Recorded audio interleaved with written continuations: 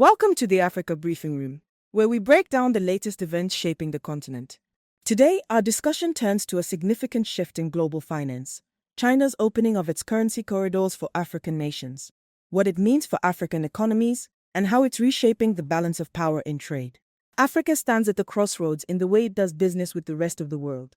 For years, much of the continent relied on the US dollar for international trade, especially with big partners like China. But today, momentum is growing for new ways to pay and get paid, with efficiency and cost savings at the top of the agenda. Consider this: China-Africa trade reached about $295 billion in 2024, according to multiple international sources. That's a solid increase, roughly 4.8 to 6% up from the previous year, but it's still just shy of the $300 billion target both sides set back in 2021. Even so, China remains Africa's largest trading partner for the 15th year running, shaping the financial flows and priorities of the continent. Yet, most payments, even for trade between African neighbors, still pass through foreign banks, collecting costly fees and facing delays. These inefficiencies add up to billions in lost money each year, cash that could be invested in growth and development at home. That's not the only concern. With global politics heating up, some nations have found themselves suddenly cut off from international dollar-based payment systems. For African leaders, that's a glaring risk, fueling the drive to diversify and adopt new payment channels and alternative currencies that put greater control and flexibility in African hands. So, what's actually happening? China is rolling out its payment system across Africa. Standard Bank, the continent's biggest bank, now plugs directly into China's cross-border interbank payment system, CIPS. This is a big deal because it means African banks can move money directly with China and pay in Chinese yuan, skipping the US dollar entirely. CIPS is growing at an incredible pace, handling over $24 trillion in 2024 alone. This isn't happening in a vacuum, either. As a related development, Africa has been building its own financial superhighway. The Pan-African Payment and Settlement System, or PEPSIS, was launched in 2022. Think of it as a network that lets African countries pay each other directly, using their own currencies, in near real time. It's fast, clearing payments in seconds, not days. And by cutting out the middlemen, it's estimated to save the continent over $5 billion a year in fees. It's already active in 16 countries and expanding quickly. Together, these developments mean Africa's trade can now take new roads, ones that run outside of the old dollar-centered routes, offering nations more flexibility and control. But this recent infrastructure push is just the latest chapter in a much longer story. For years, key African nations have been taking gradual steps to integrate the yuan, setting the stage for today's developments. 3 countries in particular, Egypt, Nigeria, and South Africa, offer a snapshot. Egypt made history on October 17, 2023, when it issued Africa's first sustainable panda bond, raising 3.5 billion yuan, about $478 million. This debut gave Egypt and the continent a direct line into Chinese capital markets, but it remains the only completed deal of this kind to date. South Africa has been part of the de-dollarization conversation since it reportedly signed a 30 billion yuan bilateral currency swap with China in 2015. The goal? To facilitate trade, support foreign exchange liquidity, and reduce dollar reliance alongside other BRICS members. South Africa remains a strong supporter of using local and partner currencies in BRICS trade, and it is engaged in technical efforts with the group to eventually launch systems like BRICS Pay, a decentralized payment platform currently under development.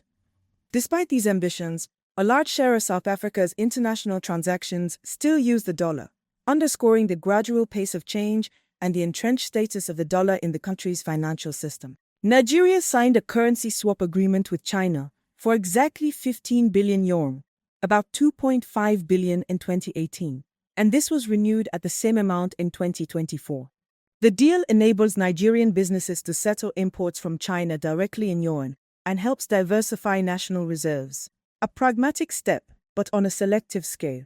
In sum, while African nations like Egypt and South Africa are laying the foundation for future yuan-based trade, and are participating in broader de-dollarization efforts with China and BRICS, truly large-scale yuan settlements remain gradual. Most of the ongoing progress is in building payment infrastructure, trialing new financial tools, and expanding day-to-day processes that might support wider use in years ahead. And there's a good reason for this deliberate pace.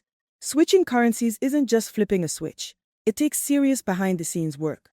Banks need to upgrade their systems, connect with new networks, and learn how to manage risks if currencies go up and down.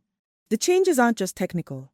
China also launched a digital version of its yuan, letting people buy, sell, and send money by phone, even offline. This could be a game changer for millions of Africans who have cell phones but don't use banks. But there are hurdles too. Banks need to protect against fraud, governments need to harmonize rules, and everyone has to learn how to balance the risks that come with this currency shift with the need for control over their own financial futures.